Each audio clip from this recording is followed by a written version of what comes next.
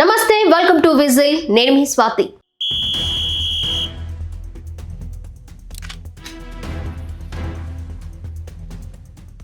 ఏపీలో అధికారంలోకి వచ్చిన కూటమి సర్కార్ వైసీపీ పాలనలో జరిగిన తప్పులను పునరావృతం చేయకూడదనే పట్టుదలతో ముందుకు సాగుతోంది.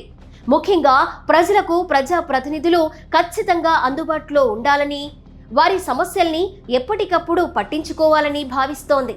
ఇందుకోసం నియోజకవర్గాలలో ఫిర్యాదుల సేకరణ తప్పనిసరిగా చేపట్టాలని గతంలోనే సీరియస్గా ఆదేశాలిచ్చింది.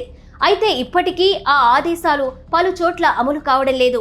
రాష్ట్రంలో 130 నియోజకవర్గాలకు పైగా టీడీపీ ఎమ్మెల్యేలు, మంత్రులు ఉన్నారు.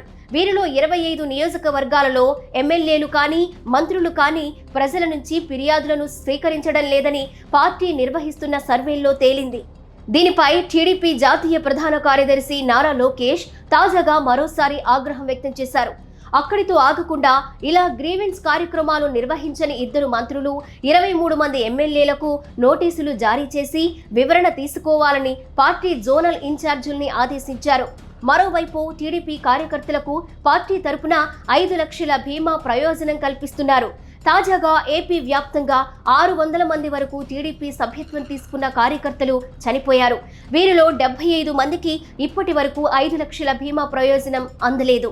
ఇందుకు స్థానికంగా ఉన్న ఎమ్మెల్యేలు, మంత్రుల నిర్లక్ష్యమే కారణమని తేలింది. దీనిపైన నారా లోకేష్ ఆగ్రహం వ్యక్తం చేశారు.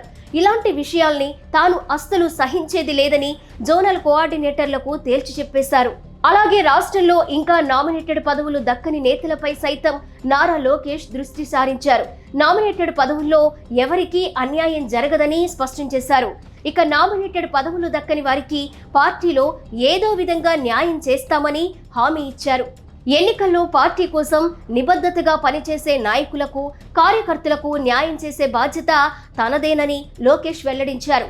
ఇలాంటి వారి జాబితాను తయారు చేయాలని తాజాగా లోకేష్ జోనల్ సమన్వయకర్తల్ని ఆదేశించారు.